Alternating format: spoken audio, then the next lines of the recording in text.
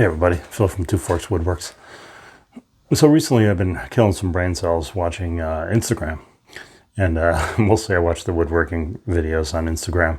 And I've seen there's really some pretty talented stuff on there. Talented people. And they've got great skills and and great creativity and so forth. But the problem with the Instagram stuff is that it's the format where they just show things sort of for a minute. And there's nothing, there's usually just music played over it. Nobody's saying, hey, this is a difficult technique, so don't do this unless you have some experience. And that worries me a little bit because of the way younger people in particular are getting their information, or even older people who, want to start woodworking and they see this thing on Instagram and think, wow, that doesn't look that hard. Usually it's on a table saw where I see things that scare me a little bit. I saw a guy making circles, cutting circles on a piece of wood on his table saw. I don't know if you've ever seen that before. I never had, where there's sort of a pivot and he just keeps spinning it until it sort of all the edges get cut with the blade. And that was cool. I'm not exactly sure why you'd do it that way, but that's fine. But then I saw a younger person try and replicate that. I saw him try and do that. And he got to sort of, I don't know, he sort of drifted to the back of the blade and where, the danger zone is. And his hand got dragged through the blade. Now, fortunately, they don't show stuff like that. But he didn't lose all of his digits because he had a saw stop. Thing went down and he wasn't hurt, which in and of itself is a miracle, but nonetheless it got me thinking, like, wow, I don't love this. So I wanted to just put out a little video of my own for both of you guys who watch my videos, and just real simple stuff about table saw safety and sort of how I keep myself safe when I'm using my table saw. And, if you're an advanced woodworker, go watch one of my other videos because you'll probably know all of this stuff. Or if you want to chime in, send me some comments and tell me the things that you do to keep yourself safe. I know I don't have a guard on here, and I know I don't have a riving knife. Those are a couple of things that, could help. I've found that having a guard on my saw was just impossible. It just was in the way for too many things that I do, and you'll see most people really don't run guards. Obviously that's not good, but it's just a fact of the matter. I couldn't have a riving knife on mine either because it was a pain to take on and off, and there were circumstances that just made it too difficult to have. So that being said, don't send me all your comments about no riving knife and no guard because I already know about those. But back to the simple stuff. I'll just show you some of the things that I know that will help keep you safe. The real simple stuff, like pay attention to what you're wearing. If you've got a hoodie with strings hanging off it, or if you've got some big necklace or something, you don't want anything anywhere near the blade that's gonna get caught and pull you in or pull your hand in or something like that. So be conscious of that stuff before you get started on it. Is there a possibility that something's going to end up in the blade? The outfeed table. I don't know if maybe you can see my little mini one right there, but I have a big one that the camera's sitting on. I think those are super important. I've seen some people who are trying to make some big cuts with plywood sheets without an outfeed table, and it just seems like madness to me. And whenever the piece is starting to drop off the end of the table right there, and your hands are sort of right here, that's a recipe for disaster. So if you can fit it into your shop, try and get the first thing you should do after you get your saw is make yourself an outfeed table. Doesn't have to be huge, just enough that the piece isn't going to drop down as soon as you're sort of at the end of your cut. Zero clearance inserts, I think, are super important. It's the little pieces of wood that turn into little wood bullets that are sort of the ones that take your eye out, and they hurt. So this one will help sort of prevent that from the pieces dropping down and getting stuck between your insert and your blade. This is typically what comes on the saw, and you can see it has that. It's so that you can tilt your blade and run a little dado stack and all of that. You can't tilt your blade or have a dado stack, obviously, with that one. So keep these around, obviously, but when you're just mostly ripping and cutting and so forth, the zero clearance insert is definitely the way to go. Because it'll just help from getting all those pieces shot at you. It's not to say that it's going to completely eliminate the pieces from getting shot back at you. Even if you have, this is my miter gauge, it's better than average. So anything you can get that's better than average will help. So even if you're you're making a bunch of repeated cuts right this, repeated cuts, and this piece ends up here, and then the next piece pushes it forward and pushes it forward. Really, the danger zone is when you get here. The way the table saw works, obviously you know this, is when it's coming this way, it spins towards you. When it's coming this way, it's pushing down. When it gets to the back, then it's trying to lift stuff up. So if you're cutting a bunch of little repeated pieces and you finally get back here and there's enough vibration and stuff going on, this thing can pick one of those pieces up and shoot it at you. So be conscious of that. I've never really been a big fan of repeated cuts where there's going to be a little piece and it pushes the next one and pushes the next one, 3 or 4 or 5, 6 times. That always worries me. You don't have to turn the saw on and off and on and off every time you make a cut, but I wouldn't let them pile up back there, because that's when, again, they start turning into wood bullets. The other thing you want to keep in mind too, when you're cross cutting, if you cross cut on your saw, I don't really cross cut on my table saw all that much. If I can, I like to use my chop saw, because I just think it's sort of a easier and safer way. But if you're going to try and make a bunch of repeated cuts and you want to use your table saw, get a little spacer on there, and then once it gets past here and the cut ends up over here, you want to have this relief right here so that the piece isn't captured between your blade and your fence. That's when the trouble starts. So if you're trying to use this fence and you want to cut a bunch of pieces that are this size here, 3 or 4 inches or something, and you just butt it up right against there, as soon as you're done with the cut and this isn't attached to this anymore, this piece is coming back at you. So don't do that. Even if you make the cut and you use this little shim so that there's relief between this piece and the blade, there's still a chance that piece is going to get shot.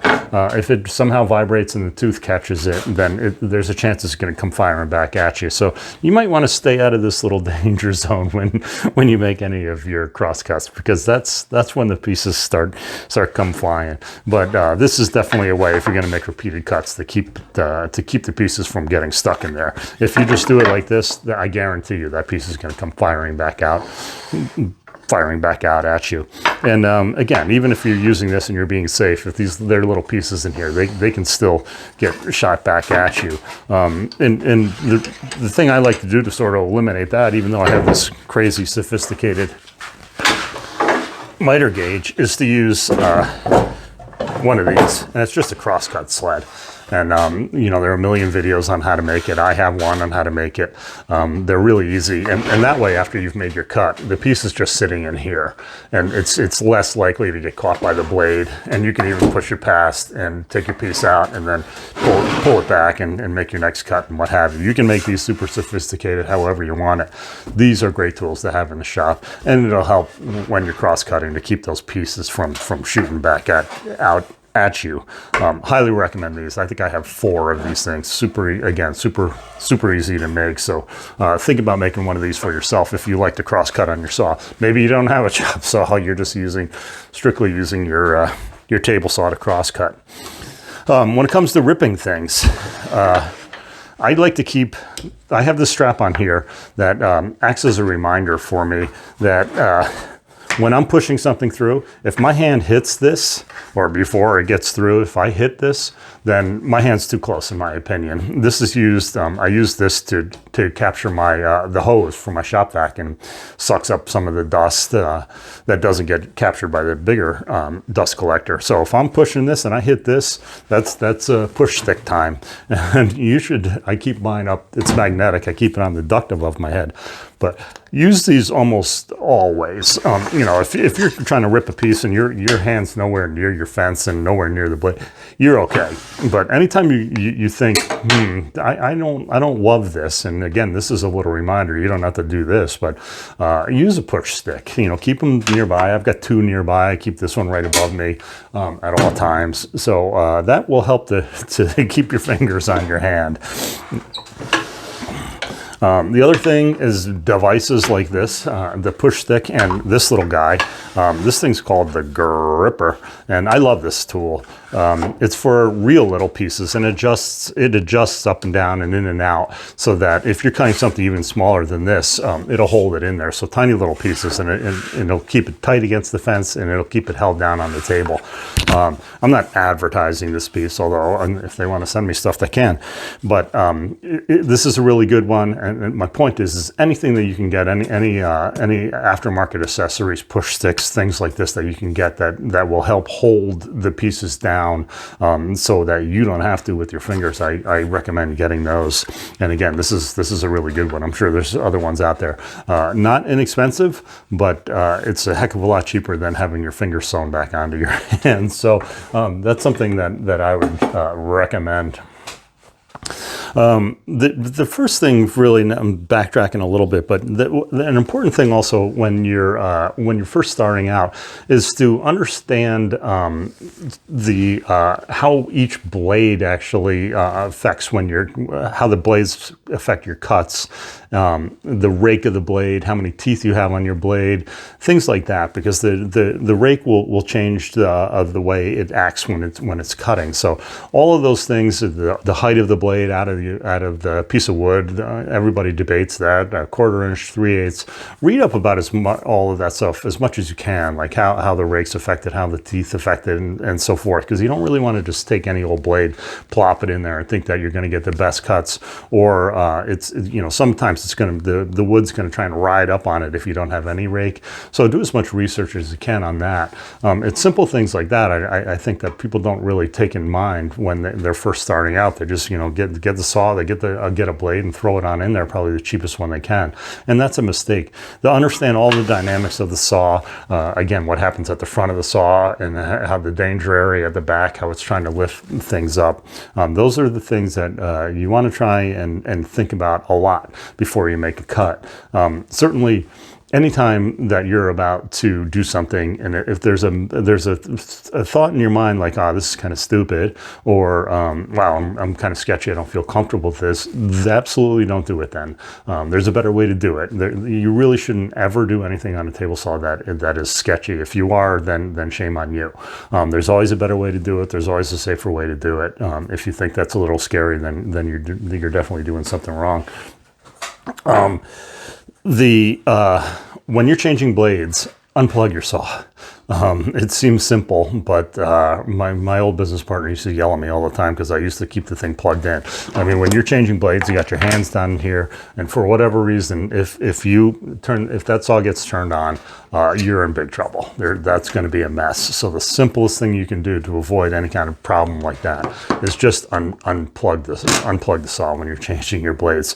Even you don't have to do it all the time, but I was setting up. I was sort of over here trying to figure out, how high I should set my blade or whatever I happened to do. And my hands weren't near the blade, but they were close, and I bumped into the on switch and actually turned the machine on. I don't know how, and it only happened once, but it happened to me, and I've been working for a long time. So that's one more thing that clicked into my brain, like, oh boy, make sure you stay away from the on-off switch when you're setting your machine up or whatever you happen to be doing. So those are just sort of a couple little easy tips that I have come up with. Again, I think probably the most important thing that you should keep in mind is, like I just said, if you think you're going to do something and it's kind of stupid, then don't do it. There's always a safer way to do it, and don't try and do things that you're not comfortable with. So if you're seeing something on Instagram and you think, oh man, I'm going to give that a shot, don't do it unless you completely understand the saw and the dynamics of the saw and all of those things, and what could possibly go wrong. A good idea before you cut anything really is to think, okay, what could go wrong here, and how do I keep myself safe, and how do I avoid that whole situation? So hope that helps. It's just, again, a couple little tips, but it's how I try and keep myself safe. So take it to heart, maybe. Stay safe, everybody. We'll see you in the next one.